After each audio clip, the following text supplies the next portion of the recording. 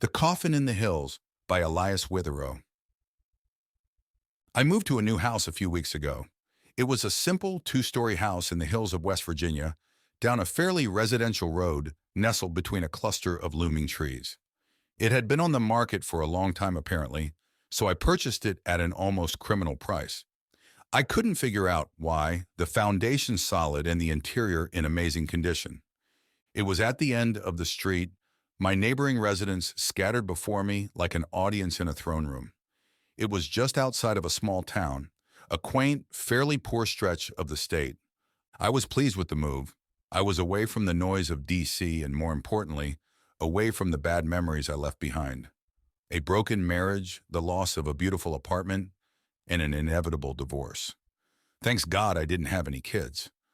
My new home offered seclusion and privacy while also hosting a receptive community. Within the first couple days, I had met all my neighbors, each of them quite a different flavor of humanity than I was used to. Their casual ways and welcoming attitudes were gratefully accepted by myself, a stark contrast to the cold business-like nature of the big city. I unpacked fairly quickly. I had left most of my belongings in the city with my ex. I wanted a fresh start, ridding myself of unwanted ties to the life I was leaving. Once I was settled and with Halloween approaching, I decided to decorate my house with the usual seasonal decor. I wanted to show my new neighbors that I could be just as welcoming as they had been to me. I didn't want to be the creepy single guy at the end of the street. After a quick trip to the local supermarket, I was soon placing pumpkins on my front steps, stringing cotton cobwebs along the shrubbery, and even going so far as to purchase a plastic mummy along the front steps. Along with the decorations, I made sure to get more than enough candy for the expected trick-or-treaters, my shopping cart filling quickly with candy corn, full-size candy bars, and assorted mixes. Being my first Halloween in a new neighborhood, I wanted to give out the best stuff. As Halloween drew closer, I noticed the surrounding houses weren't putting on a show like I was. No pumpkins, no golden wreaths, no plastic ghosts, nothing. I shrugged it off, now hoping I wasn't coming off as tacky. The day before Halloween, I asked one of my neighbors down the street what I should expect in terms of trick-or-treaters. He gave me a hesitant look and then informed me that no one really came down the street hunting for candy. I felt my heart sink. I had been looking forward to seeing the local costumes and pieced together outfits that riddled every October 31st. None? I asked, trying not to let my disappointment show. He shook his head and told me that maybe there'd be one or two at most. He then said something strange that made me pause. He said that if they knew what was good for them, they wouldn't risk it. I asked him what he meant, and he seemed eager to separate himself from the subject. I pressed further, and finally he looked into my eyes and told me on Halloween I should shut my lights off and lock my doors. He told me to stay away from the windows. Confused, I asked him what he was talking about. He leaned in close, pointing towards the distant hills, and whispered, "If you know what's good for you, you'll go to bed early and wait for sunrise. Nothing good comes out of those hills on Halloween." And with that, he turned away and went into his house. I snorted, dumbfounded. What the hell was he talking about? What was in the hills? I easily brushed the conversation away, dismissing it as some ridiculous fiction. I eagerly placed the oversized bowl of candy by the front door and turned on the outside lights. I opened the front door and breathed in the crisp evening air, filling my head with the country scents. The sun had disappeared behind the hills, bleeding an expanse of deep purple across the horizon. A full moon was eagerly climbing the sky to meet an array of twinkling stars. I grinned. What a perfect Halloween. I closed the door and ran upstairs to my bedroom to retrieve a plastic clown mask I had purchased earlier in the day. I thought it would be fun for the kids who came to my door. I snatched it up off my bed and thundered back downstairs, excited anticipation growing inside of me. My neighbor's warning the previous day was the furthest thing from my mind. If he didn't want to give out candy, that was fine, but I refused to open the door empty-handed in case someone did come. I went into my living room and plopped myself down in a chair by the window. From there, I had a perfect view of my front lawn and driveway. The handful of trees occupying the quarter-acre before me towered into the night air, their empty branches reaching for the brilliant moon like twisting claws. I reached for a book and turned on a lamp, the growing darkness outside now creeping into my house. I read for a while, occasionally looking outside in hopes of spotting some trick-or-treaters. I noticed that every other house on the street was pitch black. No lights, no movement, nothing. All the windows had curtains drawn across them, shielding them from the street. What a bunch of downers, I mused. In direct contrast, my house was lit up like a beacon, a shining torch at the end of a dark runway. I went back to my book, pushing my neighbor's lack of holiday cheer aside. I became lost in the pages and time reached out and pushed the hands of the clock forward at an alarming pace. Eventually, I looked up and saw that it was almost 10. Sighing, I placed my book down and took one last look outside. Nothing. Well, you tried, I said to myself. I stood and began to turn off the lights, doing my best not to feel let down. I went into my kitchen, and as I was about to flick the light switch, I paused. I thought I heard something outside coming from the woods the kitchen window looked out into. I went to the window and peered out into the dense woods, listening. There. It was distant but unmistakable. What the hell? I whispered to myself. It sounded like wails. I cracked the window and turned my head, waiting for a repeat of the sound.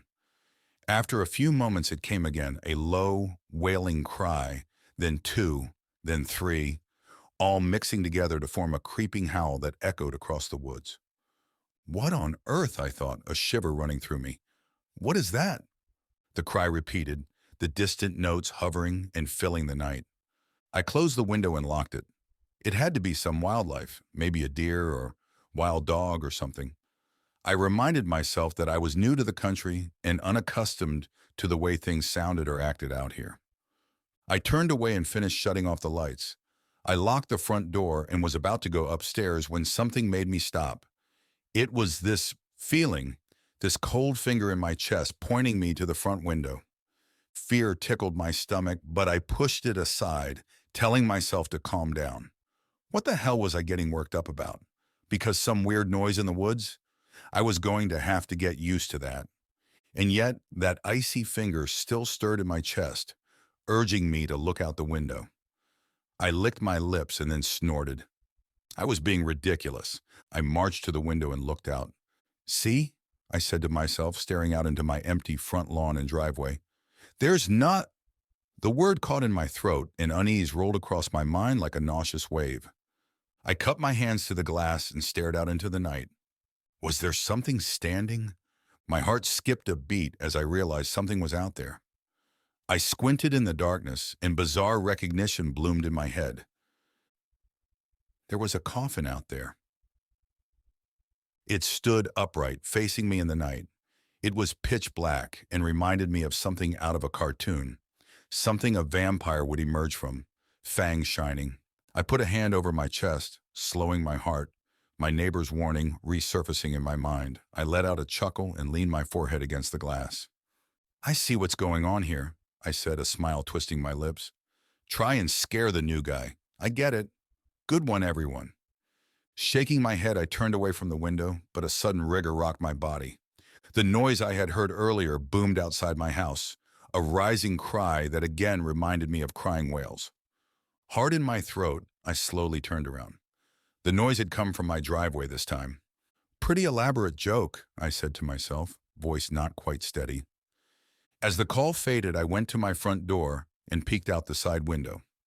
The coffin stood like a tombstone at the end of my driveway, the closed casket still and silent. As much as I didn't want to admit it, I was shaken. What if there was something to that warning? Don't be absurd, I said out loud, but immediately wished I hadn't. My voice in the impossible silence sounded like a cannon blast. I turned away from the window and climbed the stairs to the second floor. I went into the bathroom and brushed my teeth. All my neighbors are probably out there having a good laugh, I thought. Let's scare the city boy, it'll be a hoot. I rinsed my mouth out and washed my face, discarding the weirdness. I just wanted to go to bed. I wasn't going to play into their childish games. I turned the light off and entered the hallway, but stopped, heart slamming into my chest. I could hear that strange noise again, but it sounded like it was coming from downstairs. It sounded like it was coming from my kitchen. "What the hell?" I whispered in the stillness as the noise died in silence. I crept to the balcony, peeked down. My eyes went wide and a coil of fear snaked around my throat. My front door was wide open. "Okay, enough is enough," I croaked. Cautiously, I went to the stairs, my eyes trained on the open door. I swallowed hard, feeling unease and terror rising in mind like a cold mountain. I suddenly stumbled and fell backwards up the stairs, shock rocketing through me like hot venom. The coffin was standing upright in the foyer facing the kitchen. I scrambled to my feet and raked my mind. What the hell was going on? A gentle breeze drifted through the open door and curled up the stairs to lick my ankles. I placed my hand on the balcony, now staring directly down at the coffin. It remained motionless, a dark smudge in the dim black. I cleared my throat. "Okay, everyone, very funny," I said, trying to control the fear in my voice. "You got me. Come on out now." I blinked, and in that instant, the coffin vanished. I leaned down over the railing, scrubbing my eyes. There was no way. "What is happening?" My frantic mind screamed. "What is going on?" And that's when I noticed a black outline to my left, at the far end of the hall by my bedroom. I spun, eyes going wide, my breath leaving me in a rush of stale terror. The coffin stood, now facing me mere feet away. I crashed into my bathroom and slammed the door, leaning against it, heart thundering against my ribcage like a chaotic drum. Sweat had formed on the back of my neck and my hands shook as I scrambled to lock the door. What is that thing? What is it doing in my house, I thought, jiggling the door handle to make sure it was secure. I waited for some sound, some kind of movement, but none came. I counted off the minutes in my head, each second lasting an eternity. What the hell was I supposed to do here? The unnerving nature of the whole thing left my mind in shambles, the eerie invasion warping my sense of order. Suddenly, a soft coo slithered between the cracks in the door, a gentle call like a chorus of whispering wails. I jumped and backed away from the door, licking my dry lips. I could feel something on the other side of the wood, begging me to confront it. "Get out of my house," I cried with little conviction. "Leave me alone." The strange call continued, a soft, almost taunting string of melodic misery and hunger. And then the door shook as something heavy thundered into it, splintering the wood. I screamed, falling to the floor as my limbs gave way to fear. Unknown prayer flew from my lips as another thud cascaded into the small space, rocking the hinges. Sweat trickled into my eyes, and I looked around desperately for something to defend myself with. I grabbed a pair of scissors off the sink and clutched them to my chest, terror unearthing my imagination to form scenes of violence if the door gave way. "Trick or treat! Hello? Anyone home?" My eyes went wide in the darkness, the young voice slicing through the air like a razor from downstairs. The barrage against the door immediately stopped, and a false silence returned. "I don't think anyone's home," a second voice stated, her voice muffled. It sounded like two young girls. "Look at all this candy, though. Yes, jackpot!" I stood, still grasping the scissors, every ounce of me yearning to call out, warn the unfortunate late-night trick-or-treaters about the invader. But cowardice kept my mouth shut as I went to the door and put my ear to the wood. I could hear the two girls scooping candy out of the big glass bowl I had left by the door. "Run, run, run," my mind screamed, placing a hand on the locked door. Suddenly, the entire house filled with the low, sad call, the melody rising to an ear-splitting level. I slammed my hands over my ears, wincing, heart leaping into my throat. From downstairs, I heard the girls scream, and then something crashed to the floor in a spray of glass. One of the girls was screaming for her friend.